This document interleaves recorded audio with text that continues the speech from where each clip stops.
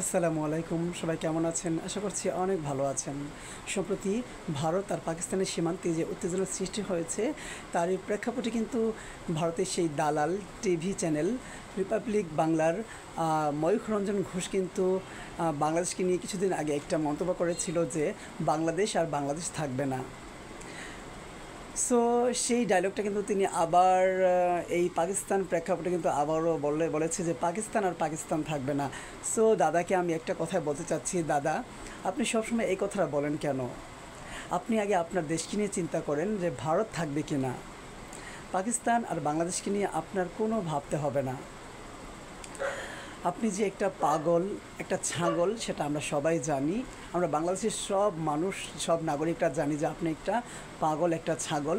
So পাগলের জন্য আমাদের বাংলাদেশের সবচেয়ে বড়, দেশের সবচেয়ে বড় মানসিক হসপিটাল আছে, সেটা আপনার জন্য একটা সিট বুকিং করে রাখবো আমরা, যদি আপনি আমাদেরকে বলেন, ঠিক আছে? আর আপনি যে একটা বদ্ধ পাগল, সেটা আমরা সবাই অবশ্যই জানি।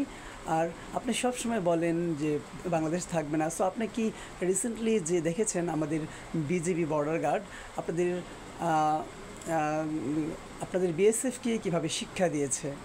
সো আপনাদের বিএসএফ কিন্তু আমাদের বিজিবির কাছে পা ধরে ক্ষমা চেয়েছে। এটা যদি দেখেন তা তবু আপনার একটু লজ্জা হবে। আপনার তো লজ্জা নাই, এমনি আমরা জানি, আমরা বাংলাদেশের সব মানুষ জানি যে আপনি লজ্জাহীন একটা মানুষ, আপনার লজ্জা শরম কিছু নেই। তারপরও আপনি আমাদের বাংলাদেশের নাগরিকদের আপনার টিভিতে আমন্ত্রণ জানান কথা বলার জন্য। সম্প্রতি তারেক রহমান ভাইকে যে আপনি আমন্ত্রণ জানিয়েছেন, তিনি কিন্তু আপনাকে উচিত জবাব দিয়েছে আমাদের বাংলাদেশের সব সব নাগরিকের পক্ষ থেকে। আপনাদের বিএসএফ আমাদের বিজিবির পা ধরে ক্ষমা চেয়েছে, এর থেকে লজ্জাজনক আর কী হতে পারে বলেন? তারপরও তো আপনাদের ভারতের লজ্জা হয় না, আমাদের বাংলাদেশকে নিয়ে সব সময় কটু কথা বলতেই থাকেন। আমাদের বাংলাদেশের ভালো দেখলে আপনাদের যে হিংসা হয়, আপনারা যে জলে পড়ে ছারখার হয়ে যান, সেটা আমরা বাংলাদেশিরা ভালো করেই জানি, ঠিক আছে? সো সাবধান হয়ে যান, আবারও বলছি সাবধান হন, বাংলাদেশের সাথে কখনো লাগতে আসবেন না। বাঙালি কি সেটা 1971 সালেই বুঝিয়ে দিয়েছে, ঠিক আছে?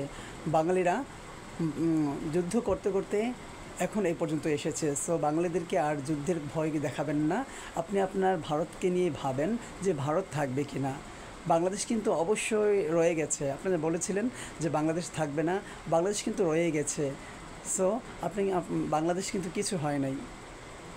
আপনি বারবার বিভিন্ন দেশকে নিয়ে যেই মন্তব্য করেন, সেগুলো করা থেকে বিরত হন, ঠিক আছে?